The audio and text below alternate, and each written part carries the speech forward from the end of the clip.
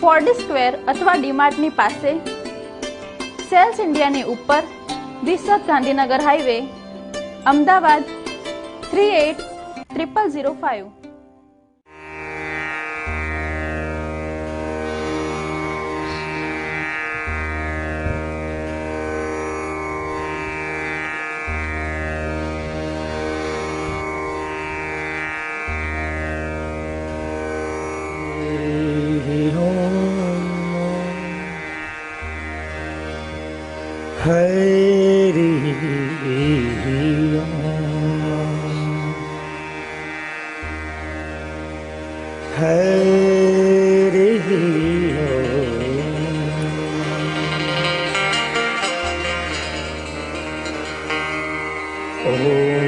नमो भगवते वासुदेवाय।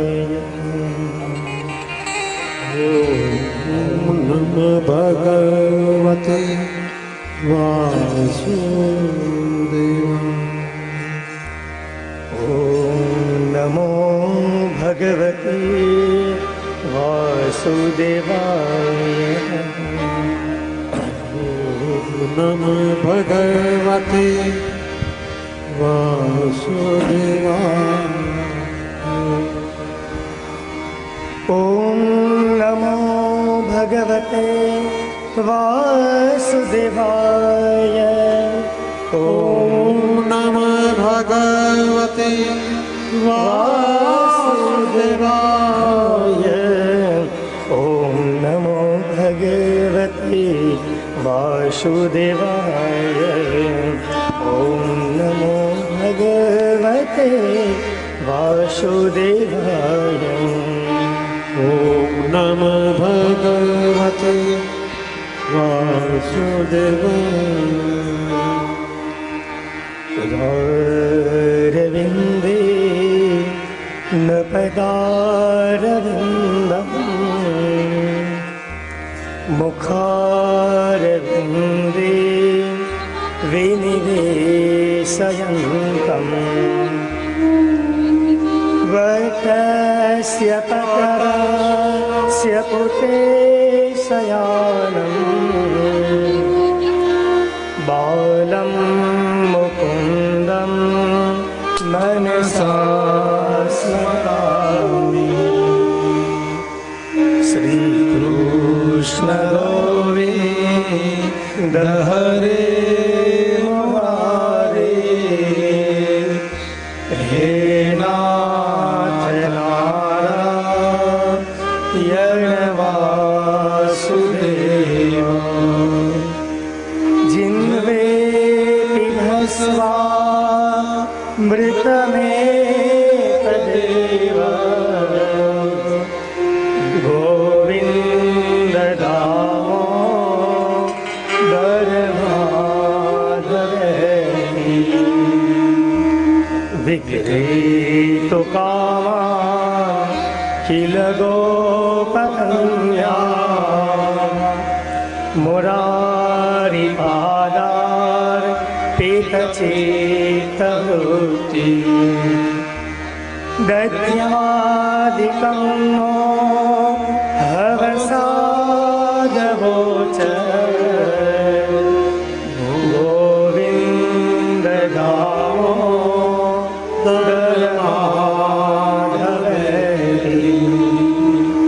गृहे गृहे गो पवधू कदम्बा। सर्वे मिलित्वा समवाप्य योगम्।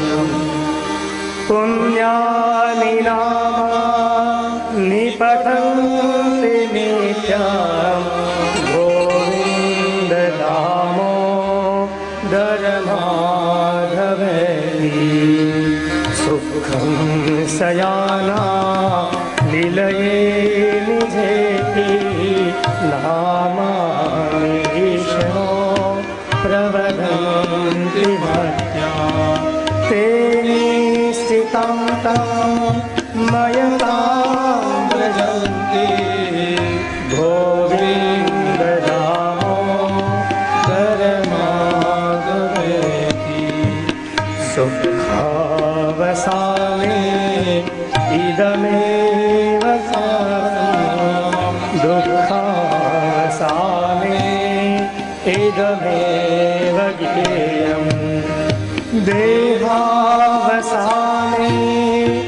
इदमेव जात्यम्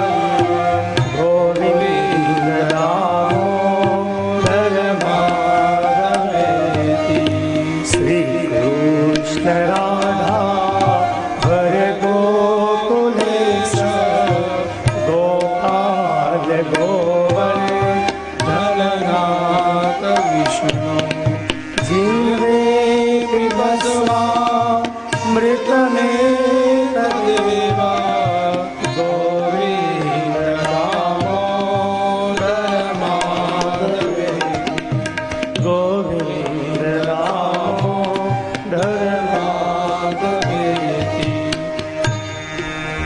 बंसी विभूषितकरां नवनीरदाभा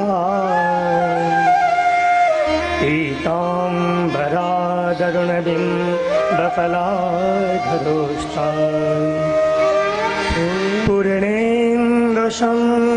पूर्णेन्दुसुन्दरमुखाद् अरविन्दनेत्रम् कृष्णात् परं किमपि तत्त्वमहं न जाने कृष्णात् परं किमपि तत्त्वमहं न जाने बर्हापीडं नटवरवपू कर्णयो कर्णिकारम् बिभ्रदवास कनककुपिशं वैजयन्तीं च माला रन्ध्राणवेणोरधरसुदया पूरयन् गोपवृन्दे वृन्दारण्यां स्वपदरमणं राविसद्गीतकीर्ति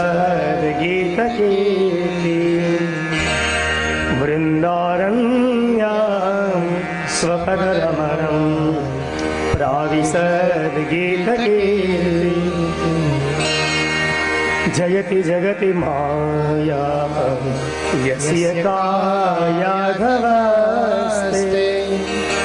रचनवचनमेता केवलं चाकलेव ध्रुवपदमपि यातो यत्कृपा तो ध्रुवोऽयं सकलकुशलपात्रम् ब्रह्मपुत्रं नतास्मि सकलकुशलपात्रं ब्रह्मपुत्रं नतास्मि भाग्योदयेन बहुजन्म समर्जितेन सत्सङ्गमं च लभते पुरुषो यदायि अज्ञानहेतकृतमो हमगान्धकारम् नाशं विधाय हितदो दयते विवेकः गुरुर्ब्रह्मा गुरुर्विष्णु गुरुर्देवो महेश्वरः गुरुः साक्षात् परब्रह्म तस्मै श्री गुरवे नमः तस्मै श्री गुरवे नमः तस्मै श्री गुरवे सद्गुरुदेव की जय भागवत भगवान की जय द्वारिकाधीश की जय।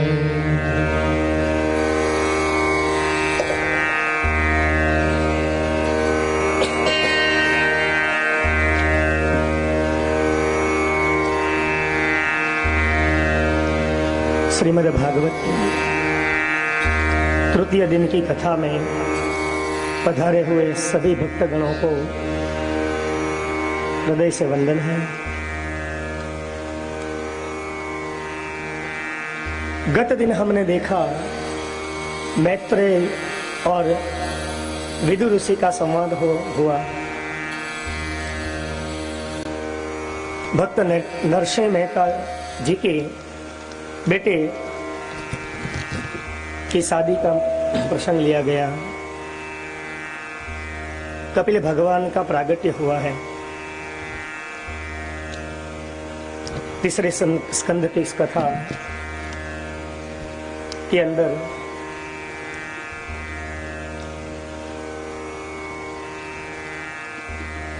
विदुर जी की 36 वर्षों तक विदुर जी ने जो यात्रा की, उन्होंने मात्र 32 शब्दों में इस यात्रा का वर्णन किया गया है। यात्रा और प्रवास, यह दो शब्द हमें सुनने में आते हैं। तीर्थ यात्रा कहा जाता है। बताते हैं कि यात्रा किस तरह करनी चाहिए और कैसे करनी चाहिए। यात्रा का महत्व क्या है?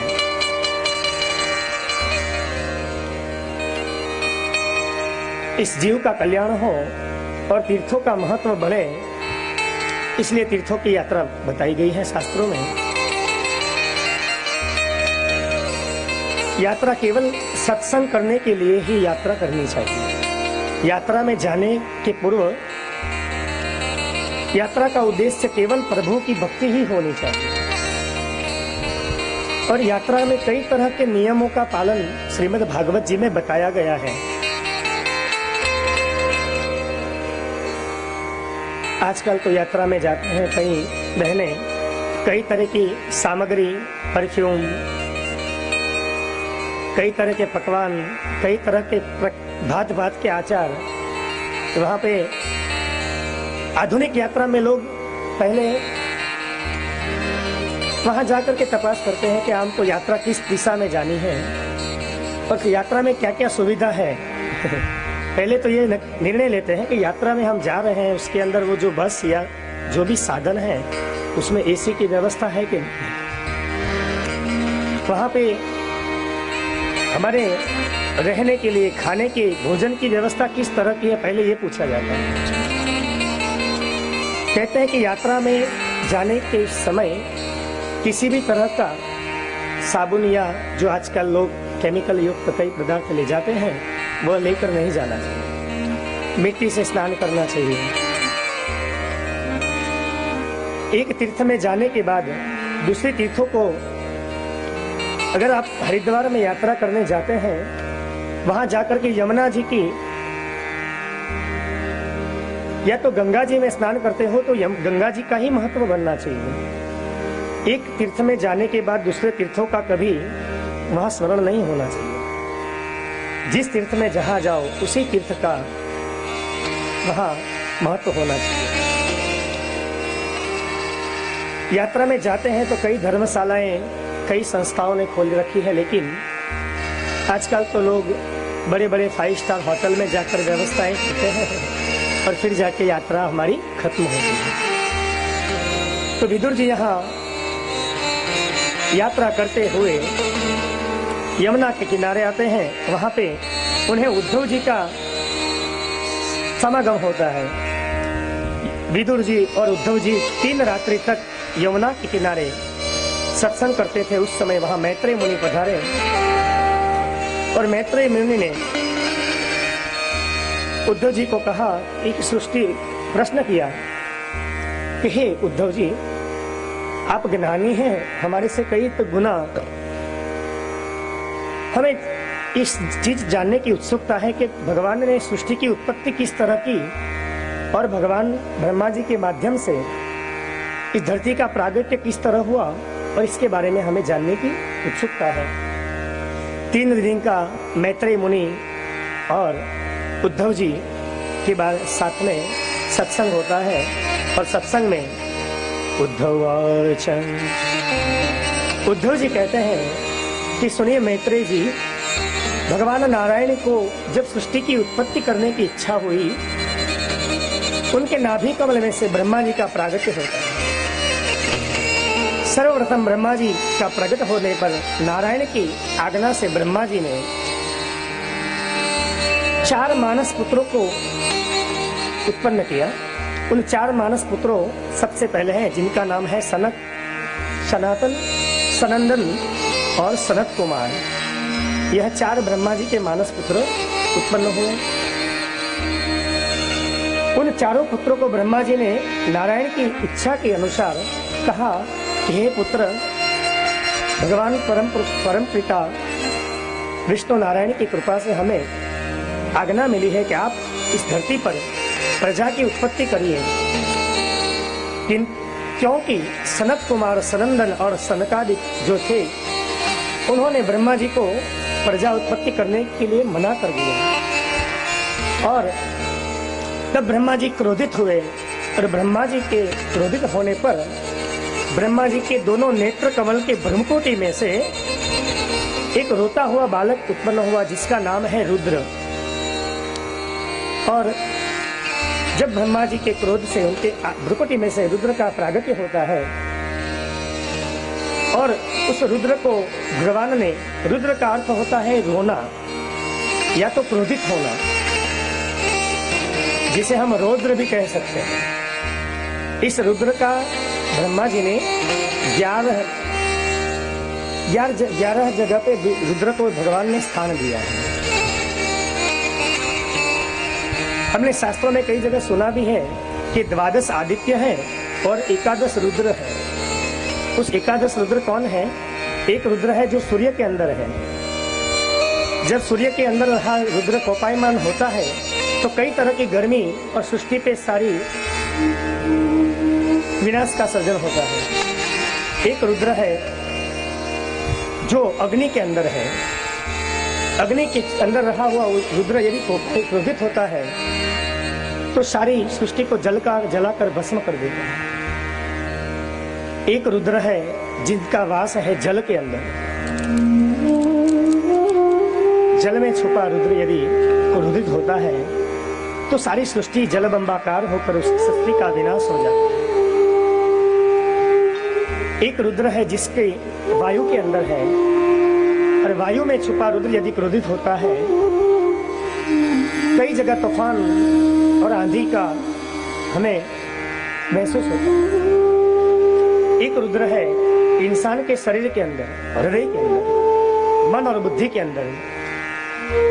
और इस कारण कई तरह बात में कलयुग के मनुष्य छोटी छोटी सी बातों में, सांसारिक जो बात होती है, खाना पीना उठना बैठना, यह छोटी सी अपनी रुचि के अनुरूप परिस्थितियां न होती है, तभी लोग बहुत ही क्रोधित हो जाते हैं।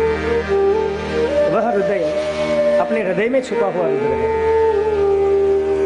तो ब्रह्मा जी ने इस तरह रुद्र का उत्पन्न किया।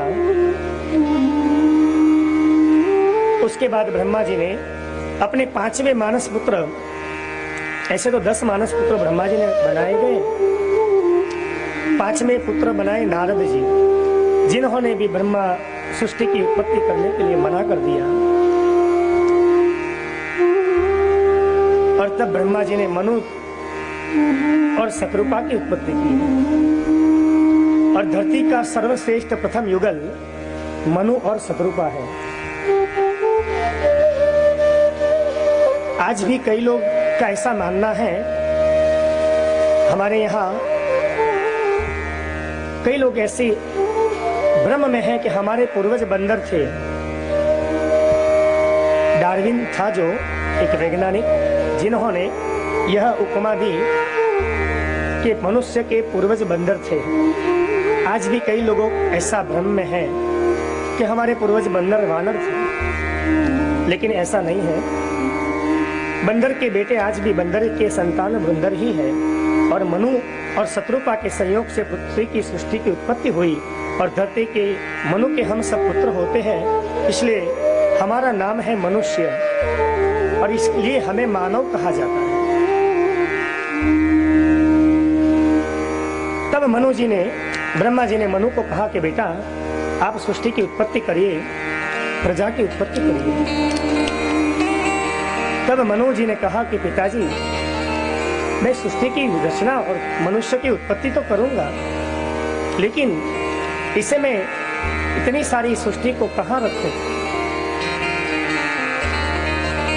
ब्रह्मा जी ने कहा कि हे मनु, इस सारी सृष्टि के लिए मैं तुझे पृथ्वी देता हूं, और इस पृथ्वी को ऊपर ही तू सभी का उत्पत्ति करूंगा। लेकिन पृथ्वी जो थी वह समुद्र तल के अंदर हिरण्याक्ष ने उस धरती को जल के अंदर छिपा दिया। हिरण्याक्ष कौन है?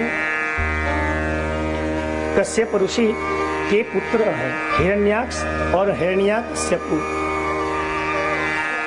हिरण्य यानी स्वर्ण, अक्ष यानी चक्षु, जिनके आंखों में सदातर स्वर्ण है, जिनके आंखों में निरंतर स्वर्ण है, उसे हिरण्याक्ष कहा जाता है।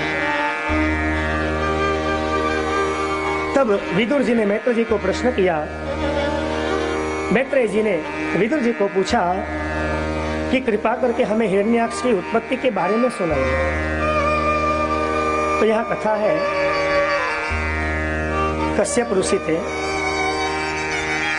और कश्यप ऋषि की दो पत्नियां थी। एक का नाम था दिति और दूसरे का नाम था अदिति। अदिति के द्वारा जो पुत्र उत्पन्न हुए वो देवता हुए, और दिति के द्वारा जो पुत्र उत्पन्न हुए वो दानव हुए। इसके पीछे भी एक कथा है। एक बार सायंकाल समय, संध्या के समय, कश्यप मुनि की पत्नी दिति ने अपने स्वामी कश्यप ऋषि जी से पुत्र की कामना की। कश्यप ऋषि ने मना कर दिया कि हे देवी, शास्त्र में लिखा है सायंकाल में प्रजा उत्पत्ति करना बहुत ही निषेध है, महापाप है। दिति ने हठ पकड़ी। शास्त्र में लिखा है आजकल लोग काम के अंध में होकर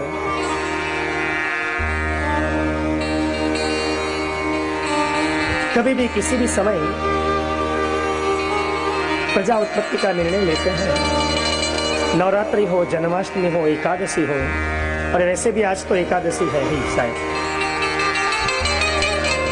एकादशी का महत्व भी बहुत शास्त्रों में बताया है। एकादश हमारी 11 इंद्रियां हैं, उन 11 इंद्रियों को वश में करना है, और इसीलिए उसका एकादशी का उपवास कहा गया है। उप यानी ईश्वर के समीप वास होना, इसे उपवास कहा जाता है।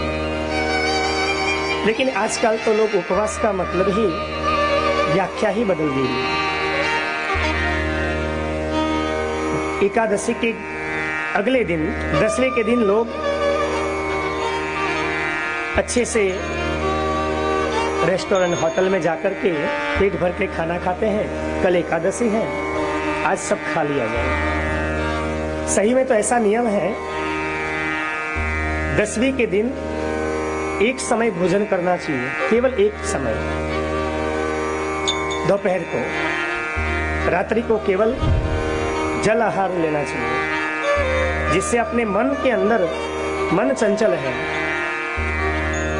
अपने मन, गीता में कृष्ण ने कहा है कि आप जितना जैसा भोजन करोगे वैसे ही आपकी बुद्धि होगी। और इसी कारण कई जगह आप देखते हैं कि कई जगह पे, कई धर्मों में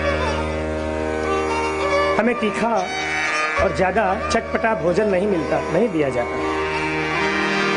क्योंकि हमारा मन है वो बंदर की तरह है, बार बार उछलता रहता है। और इसलिए अगर जिसकी भोजन की शुद्धि होगी तो उनका मन भी शुद्ध होगा। कहते हैं कि कर्म अगर शुद्ध हो तो धन की शुद्धि होगी, धन अगर शुद्ध हो तो मन की शुद्धि होगी, और मन अगर शुद्ध हो जाता है तो लोगों का जीवन भी शुद्ध हो जाता है। 10वीं के दिन रात्रि को भोजन नहीं लेना चाहिए। एकादशी के दिन पूरे दिन जल या फलाहार लेना चाहिए। द्वादशी के दिन दोपहर को एक समय भोजन करना चाहिए। लेकिन आजकल तो एकादशी के दिन हम कई तरह के भात के व्यंजन ला करके खाते हैं और फिर हम उपवास करते हैं। उपवास करें कभी भी मन के अंदर क्रोध नहीं लेना चाहिए। हेलो मित्रों, हूँ हितेश सोलंकी। મેં ભાગ્યલક્ષ્મી કાર્ડ લીધેલું છે, આનાથી મને ઘણો બધો ફાયદો થયો છે. જે મેં નહોતું ધાર્યું એવા કામ પણ મારા માટે શક્ય બન્યા છે. માટે હું વિનંતી કરું, આપ પણ આ કાર્ડ એક વખત ગુરુજી પાસે ચોક્કસ મંગાવજો. नमस्कार दर्शक मित्रों, आप भी आपके जीवन के अंदर यदि कुछ अच्छा करना चाहते हो, लक, बिजनेस, फ्यूचर, फाइनेंस और हेल्थ रिलेटेड कोई भी प्रॉब्लम है, उस प्रश्न का समाधान करने के लिए आप आज ही हमारा भाग्यलक्ष्मी कार्ड बुक करवा सकते हो. कस्टमर केयर नंबर पर आप फोन कीजिए और आज ही आपका भाग्यलक्ष्मी कार्ड बुक करवाइए.